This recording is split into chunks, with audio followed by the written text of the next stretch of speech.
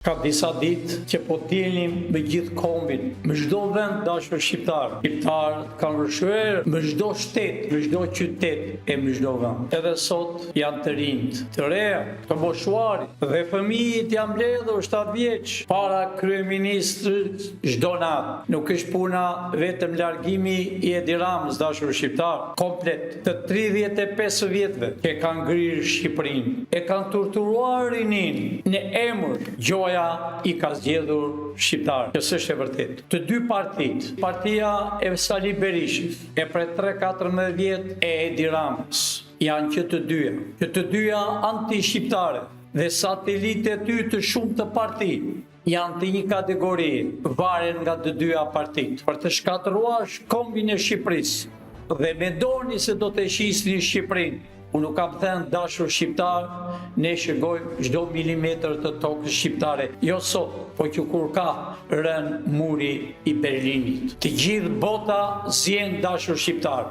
Të gjithë televizorët e botës pa përjashtim flasën për Shqipërinë.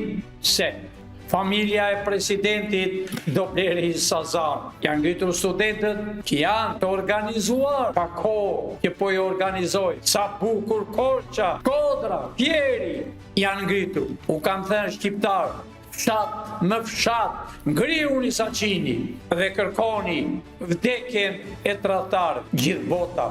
Në Amerikë, demonstrat, Kanada, Toronto, Gjermani, Austri, Francë, kudo janë ngritur shqiptar. Ja pra sa shumë jemi. Greuni pra, sot të dielën në orë 6, që mblidhen shqiptarë, fëmijë, të rinj, të reja, ngrihen në përkafe, bashkohuni që u erdhi fundi ai tutve, anti-shqiptarëve. Mbizave të kalit, ata të rinj, që dalën e flasën, ata janë pa punë, ata kanë mbaruar universitetin, janë doktor, inxhinier, jurist dhe janë pa punë. Mizat e kalit janë në përpunë dashur shqiptar. Sa bukur u bën brëm në për bulevarte, në rrugën e Kavajës, të Durrësit. Ecnin të rinj, të reja dhe të rrisnin. Burg Sali Berisha, burg Edi Rama. Policia mbrapa ishte bashkuar me ta. Dashje pa dashje, quhet e bashkuar. Ecnin për krah demonstruesve. Demonstruesve janë për paqe e pa para në historinë e Shqipërisë, që nuk prekin asgjë pamërsisht. Kanë futur njerëz midis dhe unë kam biseduar me disa të quajtur si përfaqësues dhe menaxherë e kafes.